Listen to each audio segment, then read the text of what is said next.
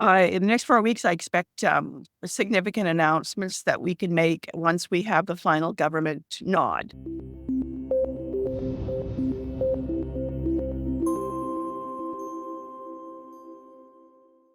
Delaying leaks, Angkor Resources, how are you? I'm really well, Andy, and thanks so much for making the time to chat with us.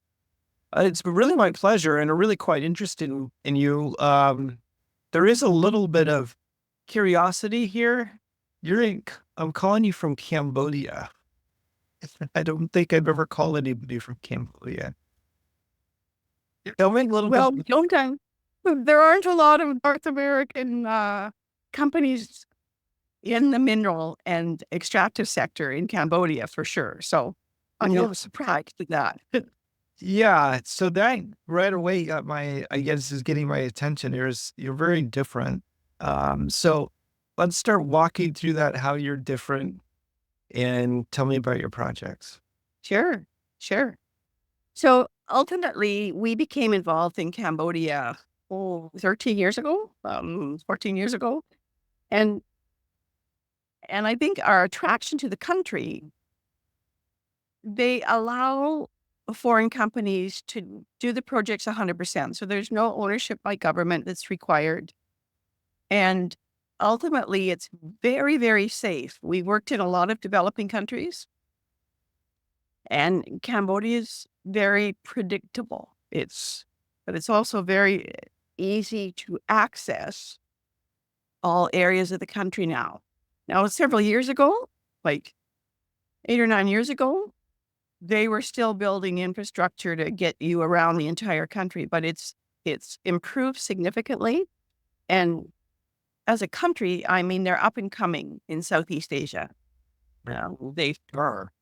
Yeah, they really put things into place there. So I think I think part of the attraction is that it is approachable, and they've got some incentives in the country for investment, but you get in early. I mean, this country is surrounded on all sides by lots of mineral production and lots of oil and gas production. And it's just been the historical placement of Cambodia that it never had the opportunity to develop those world-class resources. So we kind of feel like we've been fortunate to get in on, although it's always tough or early days, but to get in on those opportunities. And that's why we're really excited right now about what's coming and what's in front of us over the next 3 to 6 months. Yeah, well, tell me about that. Tell me about the next 3 to 6 months. But first, let's talk about the projects here. So people that might be confused, are you Okay. a mineral project, or are you an energy project, or are you both? Well, and here's the beauty of it. We're a little bit of both. Um, if you look at the corporate structure, so our parent is in Canada. We have an energy subsidiary, and that energy subsidiary then has a holding company in Singapore and then Angkor Resources in Cambodia. And so it handles traditional oil and gas projects, but also some alternative oil and gas and carbon capture. So we kind of go, okay, cleaner, greener, let's do this right. Let's take the best from across the globe and let's implement it into Enertown. On the other side, we have the mineral subsidiary, which is Angkor Gold. Cambodia is the Cambodian company. We have 3 significant licenses. Andong Mia has copper and gold on it. Oyadeo North is a gold and copper play, and Andong Bor is mini copper porphyry and gold as well. So the 2 subsidiaries allow us to have 2 independent teams that work concurrently. It goes very, very smoothly. And added to those, we've been able to use our energy side to create revenues, ongoing recurring revenues. So that's a real bump for companies that were trying to be junior explorers, and ultimately now we're pretty well to the point where we are self-supporting. So that's a huge plus for us, because We want to move forward. We want the upside on the mineral projects, the upside on the oil projects, but we also want to be able to stay away from big dilution unless it's for a private placement that is very, very significant to the company. So we now have two of those. One was to capture carbon emissions from production gases, pulling them out of the atmosphere and converting them through pipeline to a gas processing facility, and then we sell it to the province. And the second one was an acquisition of a portion of the oil and gas production with water disposal and the gas plant included. So that made a big difference too. That's sort of where we're at as far as positioning ourselves, which is why we call ourselves, we are a resource optimizer. We find those niche markets and we execute on them so that we can advance ourselves. Got it. Okay, so just so I'm not confused, are you cash flowing yet from your oil and gas, or is that soon to be? No, we are cash flowing and have been since January of 2024. Congratulations. Okay. Well, thank you. Thanks, Mandy. Yeah, it started out pretty small. You were kind of down at, I think our net was, I don't know, 70,000 a month. And I think the last couple of months were over 120,000. And we're just completing some additional water injection steps that we would hope will bump that up towards 150 or 160,000 a month. Okay, so that's great. So cash flow and this funds, and again, I'm following what you just told me. This is funds or funding, at least partially, the exploration into the mineral side of the company. Is that correct? That's correct. But we also have taken on some partners. If we see it's a very long range, we'll take on a partner that pays 100% of their costs on the mineral license. We have a carried interest of 20%, and we are the operator on those licenses because we're here in Cambodia. We know what we're doing. Where it's prudent to do so, we will bring a partner in on that. And currently we have 2 of the 3 licenses under partnership, and the third one, we're going to do that one ourselves because we're really excited about some rare earth anomalies that we want to push and some additional gold on that. Got it. Okay. Yeah. So tell me about the core facts here. Sure. So like I said, our Canadian burn rate's about 23,000 and US a month. Cambodia is about 43, 33. Outstanding shares, we've got 144 million. Key about that is over 40% of that is held by management with and close friends and family. So very closely held. We have a great deal of funds that are put in by those close to us and by ourselves. So that means we walk the talk. We are very, very vested in making sure that we are successful here. So that makes a big difference to us. When we're looking at a company, how much has management put into their own money? No, I like to see at least 30 to 40% privately. I mean, helped by the insiders, if you would. Sure. So ultimately, we got involved in late 2009. We became public 2011. And so we've been in Cambodia for 14 years. We have, as I mentioned before, global expertise right across the mineral and the oil and gas energy sector. We have been recognized for our ESG and CSR several years running, both at the United Nations, and we've set national precedents in Cambodia for working with our Indigenous communities in a cradle-to-grave kind of model. And ultimately, we want to operate this and use your dollars exactly the same way that we would use ours. So we look for best practices across the entire sector. We maximize the natural resources that are in front of us, and we implement that ESG wherever we can, not when we find a resource, but right from day one on the ground. And that builds really, really strong relationships with both government and the communities and those around us. Right. Okay. So a really quick peek. We have two of our licenses up in the northeast corner in Rattanakorea province, really close to Vietnam. That's Andong Mia and Oyadeo North. Again, multiple prospects, copper, gold, gold, copper, and this is where we're going to be looking at some rare earths on this little green one.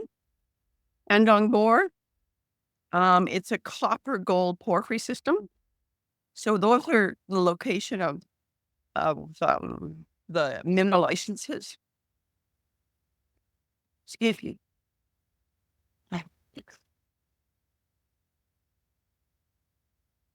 And to take a little zoom in on some of these, Oyadeo North is running. There is a mine built directly south of it, and the veins run right from.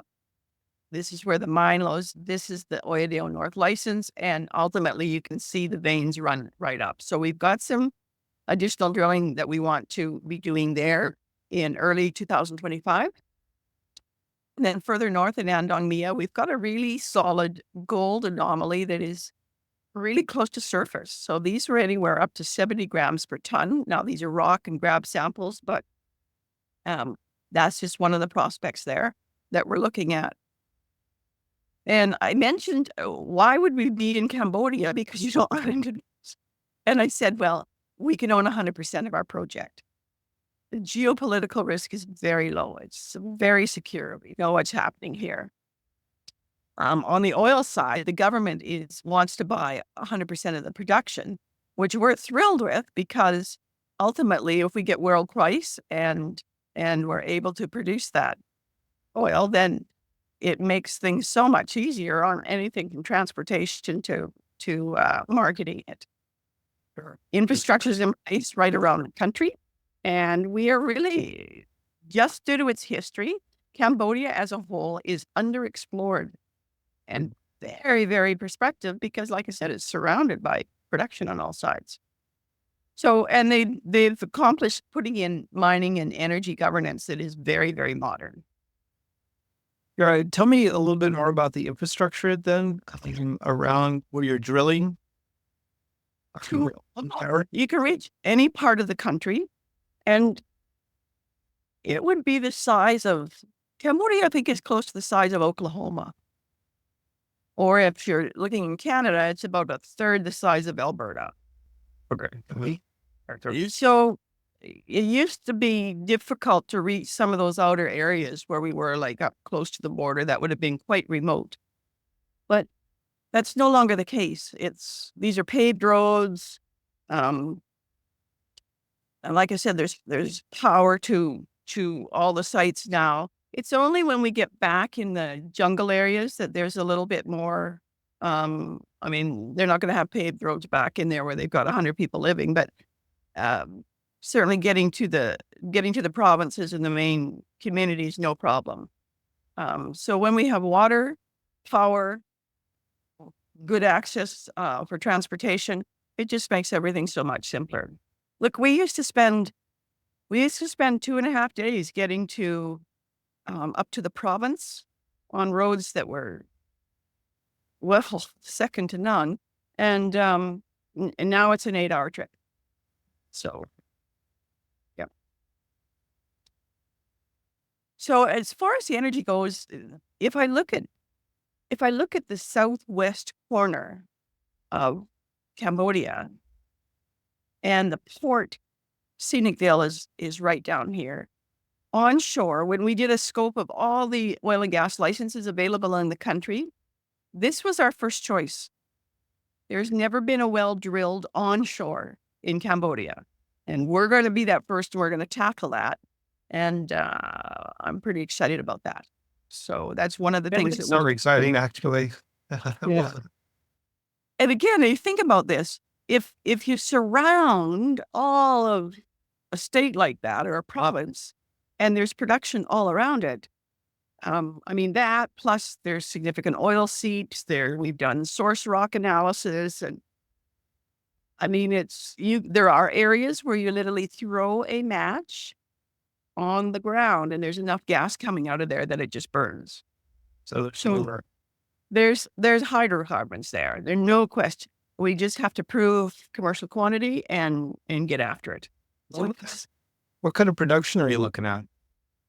Well, if our Yes. Yeah. scientists have hit this on the nail, if they've hit the nail on the head, they expect this is a sedimentary foreland basin. And these kind of formations are very, very large.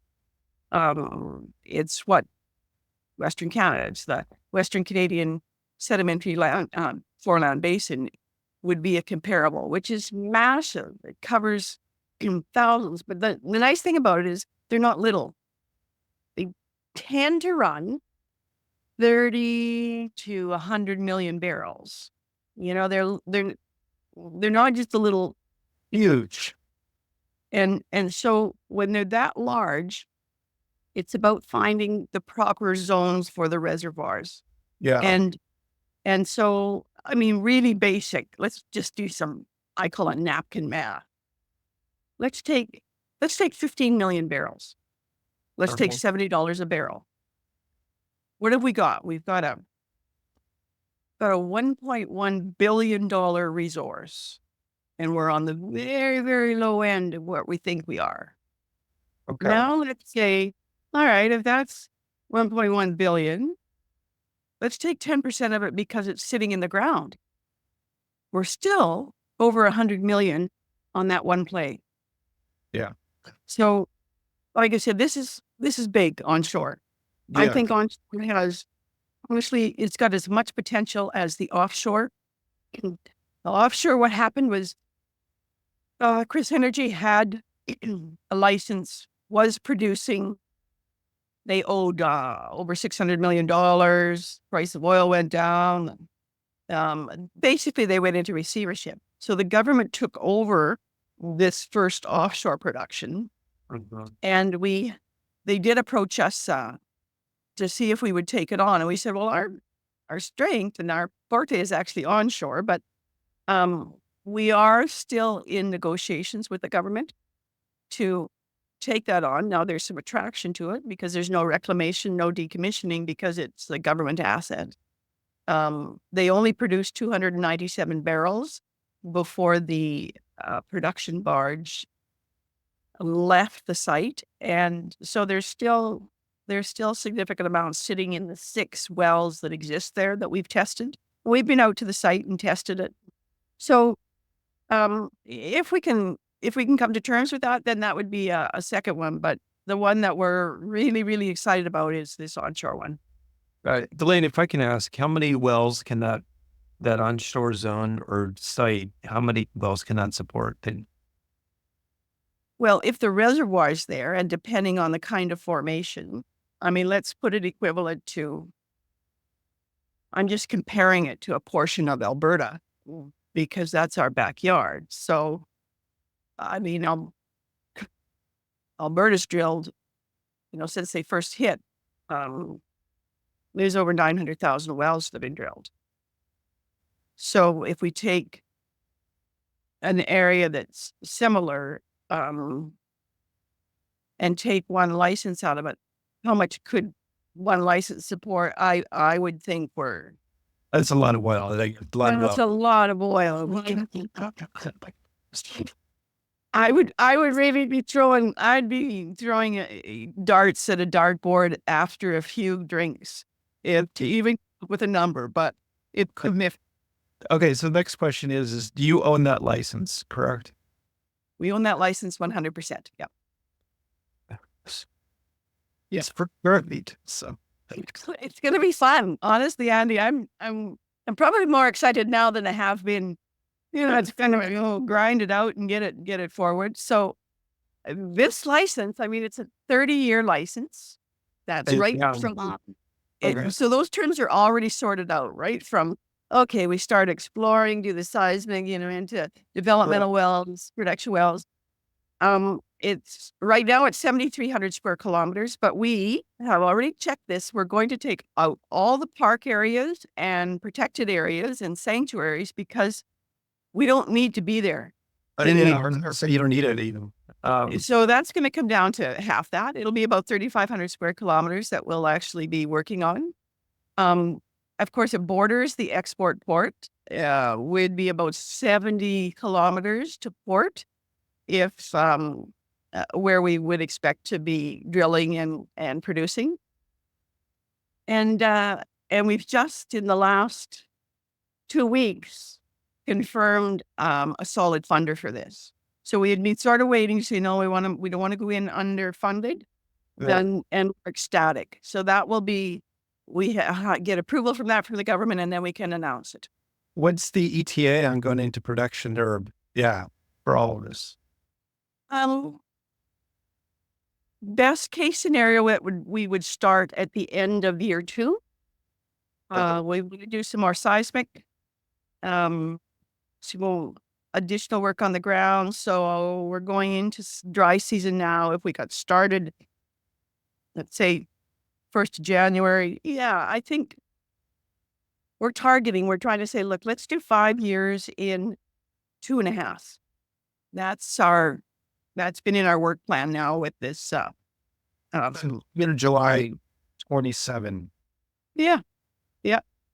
All of 25, all of 26. It could be the end of 26. Yeah. Great. Got it. All right. And again, the hydrocarbons, I mean, there's still lots of pushback, but ultimately, and we've done this, is you clean up those carbons. You make sure that they're not going into the atmosphere. And the reality is hydrocarbons still provide 84% of the world's energy. So whether we like it or not, I don't believe they're going away. I think what's really important is that we do it well. Yeah. Keep it clean and green, and use all the technology that we have available to do it better. And so that's our challenge, and we're excited to take it on. And to be honest, between Canada and Norway are the 2 leaders on the globe when it comes to oil and gas development. Areas of the U.S., of course, are very active as well. But I think there's some really cool stuff happening in oil and gas that have made this change the whole industry. Yeah, I would agree with you. You're talking to an oil and gas guy, or that's right. Okay. Well, there you go. My cousin. I'm talking to my cousin here then. Right. So, and why Block 8? Like I said, this was our first choice. It was close to the port. And there were indications of that foreland basin by geoscientists from several nations. Great source rock. And ultimately, we've got over 21 oil seeps that are actually coming out of the property that would give us, that we've tested to say, okay, this is crude oil.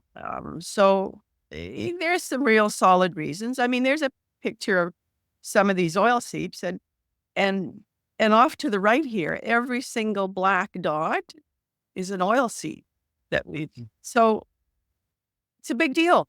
It's a huge deal. Yeah. No, I want to be careful what I say, but my background, it looks to me like you have a lot of oil. It's just, we won't know till you drill, right? You never know till you've actually. Yeah. It looks, and because Cambodia imports all of its hydrocarbon energy, and they're talking billions of dollars every year. If it's gas we hit, then we convert it to power. yeah. If it's oil, we pump it to a tank and transport it by truck to port. Happy campers. And like I said, the potential large deposits here, it sounds ridiculous, but it is what it is. It's the scientists that are telling me this. It's between 50 and 400 million barrels. So yeah, those are the spoils of being first, really. Well, right, risk reward. Yeah, lots of risk. We get that, but And also a lot of time when you're first. Sure.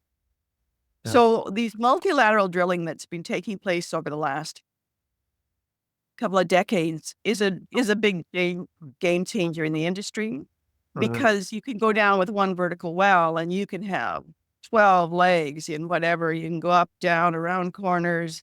And ultimately, we're working with a group in Saskatchewan and Alberta right now that's exactly what we're doing, and it's working extremely well. So a lot of different pay zones.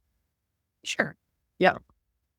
And I think pretty good returns. We're going to squish this into 2.5 years, but We would look to be working towards 5,000 barrels a day, and we've got about anywhere from a 20 to a $30 million US to get it there, depending frankly, how lucky we get.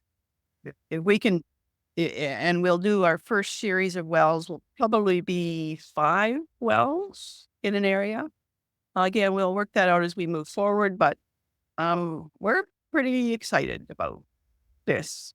And again, our relationships are really strong between villages, between the government, all the way up, and with the NGO sectors as well. I mean, they know that we're not out there to rape and pillage the land and the rest of it. This is our this was the meeting, and this actually took place during COVID, where we did the first cradle to grave agreement with Indigenous communities. So this is, we Awesome. work with them, everything that they'll say we need some help with education. Okay, we'll put our local teacher in your language and give her some skills. And I mean, really small stuff. They'll say, well, we're doing it at night. Could we get some, but we need some light because they don't have power in those really remote. So yeah, we're talking a couple of solar lights. I mean, it's really minimal. It's just finally they've got industry working beside them, not against them. Yeah, and that builds a lot, as you've alluded to, it builds a lot of great goodwill, you know. Oh, it just look, and I've said to people right from the day we first stepped into Cambodia, if anybody crosses our land without talking to us, get kind of testy, and why would we expect anything else with Yeah. other people? So treat them the same way that we would like to be treated. And so far it's worked really well. And our teams, they're very well experienced. They've worked in Canada for years. They've built large facilities. Our drilling specialists are well into the 85% drilling success rate, which is really, really positive. And then, of course, they built oil production from North Africa, Europe, North America, taking gas, 350 million cubic feet per day, and LPG, all of which is needed in Cambodia. I mean, these are the things that they're paying a fortune for to get into their own country. These are some of the pictures from North Africa and Canada and the timelines that it took to build these power plants. So I think there's some of the leading ones of their time. And then there's this offshore play that again, we are waiting for the government. This one is also fully funded. We have a partner. We're just waiting for the government to agree to the terms. And this is us out there a year ago doing the inspections. This is the man. This is my husband, Mike, who's first class power engineer. And then this is one of the Sokatia from the Ministry of Mines and Energy. Again, checking out both the well site platform. What do they have to work with? What do they need to change? So into our gas capture in Canada, here's a series of wells in Saskatchewan. They were all shut in. As a team, we went in to start it up, said, okay, we'll restart these wells. They were all connected by an underground pipeline, but we were venting or flaring the gases. And that was our first in to say, you know what, we're going to capture these gases. And ultimately, that's what we did. So now we have putting in them here, and here I am in the middle of, that was January that we were just starting that up. And so ultimately, end of the day, we deliver. We've got a nice, clear landscape. There's no emissions, low footprint, and it gave us two cash flows with more that are now coming. On the mineral plays, again, our 20% interest and we're ready to drill on a couple of them to prove that resource. We have a joint venture on the onshore. Like I said, it's funded, and I think we'll see that announced. I expect it in the next 4 weeks. In the next 4 weeks, that was my next question. Do you have news hitting in the next little while? And in the next 4 weeks, you expect what? In the next 4 weeks, I expect significant announcements that we can make once we have the final government nod. So that's yeah, yeah. And again, that's not only a country changer for Cambodia, but it's going to be a company changer for us too. So that's Right leaders that's potentially leaders. So yeah. Yeah. So what do we do? Anchor tries to mitigate the risk, define those niche markets, and go provide diversity so that if there's a hiccup, we've got enough diversification that we've protected our shareholders and ourselves, because we're not counting on one prospect of one mineral. We've got a variety of things in the natural resource sector. We think that's how to create value. Yeah. So how do people get involved? Well, sure, we've got this. What are we going to do real shortly here? We're going to fund and prove this onshore oil resource. We're going to drill on several copper gold porphyry systems. We're going to expand our Canadian production of oil gas, and then we're going to complete the verification and certification on carbon capture on several projects, not just the oil in Canada, but also on a bamboo project in Cambodia.